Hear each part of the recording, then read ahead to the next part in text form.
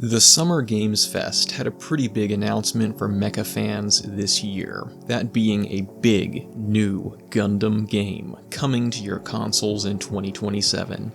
This announcement of Gundam Rogue Orbit initially left the community speechless. I think we all had to take a moment for what we'd just seen to actually register across our brains. A few moments passed, and then the noise started, an uproar, some clapping and cheering, and some heckling. A lot of heckling, actually. And this seems to break into two camps for the most part. Some people are just really happy there's a new Gundam game on the horizon.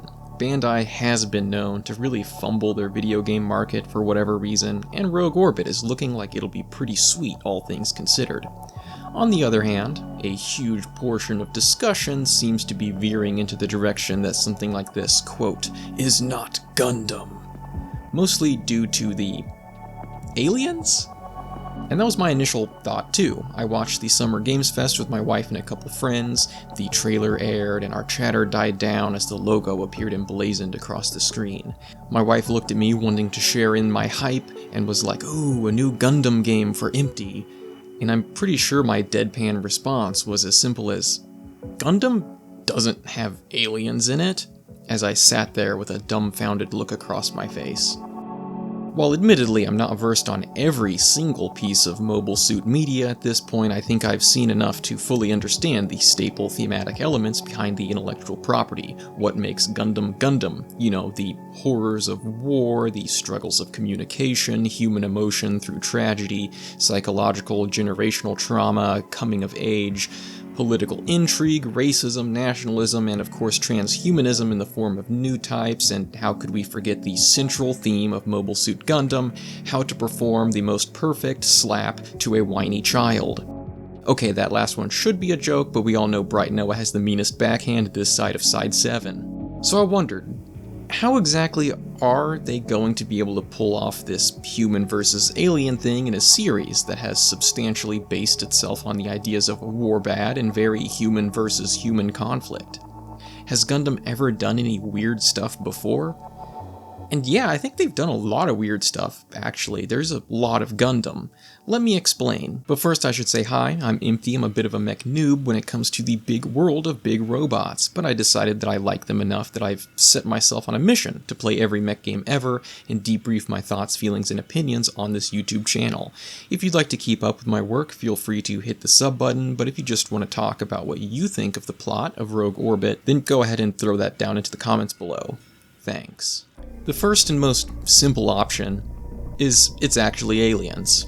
It's extraterrestrial life forms in a Gundam alternative universe. Which wouldn't actually be the first aliens in Mobile Suit Gundam, to be fair. In 2010, the Anno Domini timeline culminated with a film entitled Mobile Suit Gundam 00 the movie, A Awakening of the Trailblazer. The controversial move here is making the main enemy things called ELS, or extraterrestrial living metal shapeshifters. A minor addition to this idea of aliens in universe include the space whale fossil in Seed's Cosmic Era. I get that one as a sort of loose-end story thread that shows alien extinction and kind of doesn't really go anywhere, but it did happen. There's also the Turn A prequel manga from the 2000s, the one where the cult turns on a faster-than-life transfer gate and unleash that, eldritch abomination? It's debatable what exactly that mush is supposed to be. Aliens, unformatted humans spontaneously combusted who went through the gate previously? I don't know. Also, it's still ongoing, but has anybody kept up with the Gundam 8 manga? What the heck are those Muv-Luv type monsters doing in my strictly human-fighting human science fiction robot space show? Okay, so maybe we're looking at full-on robots. They're not aliens, they're AI, gone rogue, in orbit. Human-created sentient machines, not aliens. Or maybe they are controlled remotely with a psycho system. There are quite a few examples of this already, I think. In Wing, we did see the Unmanned Mobile Dolls program, and every Gundam has Haro, and I'm pretty sure the entire world setting of Iron-Blooded Orphans is set after a certain calamity war, which is against robots who have run amok that ravaged humanity, Terminator style. And let's not forget the whole SD super deformed thing where all the mobile suits are sentient robot characters instead of serious grounded machines of war piloted by soldiers, and we've even had fantasy knights in shining armor shows about SD Gundam. I guess there is always the argument there that it doesn't count because it's a spin-off, but isn't like all of this? Isn't that the whole point of the alternative universes outside of Universal Century, to explore new and different ideas within the IP? Another thing that the Rogue Orbit antagonists could be is some sort of rug pull, a trick, you thought they were aliens, but they were actually just humans all along, just like the unknown enemy as presented in Age. These are humans masquerading as unknowns flying through space in dragon-shaped mobile suits, which is totally crazy.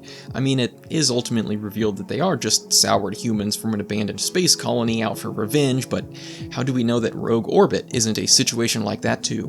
We're making huge judgments about the story this game is going to tell based entirely on a 2-minute trailer. If whatever the opponents are in Rogue Orbit seem to be the deal breaker for destroying what makes Gundam what it is, how exactly are we supposed to explain Gundam Build Divers Re-Rise, a Gundam show that has literal alien furries in it? Okay, I know, furries that are aliens that exist in real life but are somehow interacted with via a virtual cyberspace dimension video game that itself is based on battling with digitalized Gundam plastic model kits that are... What the hell is even Build Divers anyways? That's the theory I think I'm going to go with. The world in Rogue Orbit is a virtual reality training simulator for upcoming pilots. Maybe they get sucked in like it's the Matrix, or maybe not even virtually, maybe this is a situation of someone stuck in their own mind, like in the Battle Tales of Flanagan Boone manga series. This one explores the psychological impact of fighting the RX-78, in which case the PTSD-ridden mind is warped into seeing Gramps as a nightmarish horror beast. So, Gundam has definitely done a lot of different things to push its boundaries in the past. Some for better, some for worse, some continuing to explore its central themes, and others seemingly just for fun. Besides the examples I've led with the plots and different AUs here creating different experiences, Gundam in general has done some really weird stuff, you just gotta dig in a little bit. And this isn't even mentioning the whole new type thing. I get this can be controversial, and Tomino has cited before not liking how misunderstood it is, but, really we've got a couple ways to look at it, right? It's space magic, or no, it's more grounded and realistic and about feelings. But then the protagonist will do things like tell the future, telepathically communicate, essentially use the Force, power up themselves or their machine, and then we've got people who are forcefully created into this as cyber new types, suits that have absorbed the souls of dead pilots, characters seeing spirits or ghosts or whatever you want to call it, and if we look at the Crossbones manga series, pilots that are freaking cyber new type chimpanzees. Straight up astro chimps flying around in 4-armed Zakus. Crossbone also has some crazy mobile suit designs, like all the circus stuff. This dude's totally a clown on stilts, and the other one here is clearly a lion tamer with a giant machined lion. At what point did this stop being Gundam? Was it the Shenlong dragon-inspired Dagorla and Victory, the sheer insanity of design choices made with Mobile Fighter G like the giant windmill? Is it whatever this is? What even is Gundam anyways?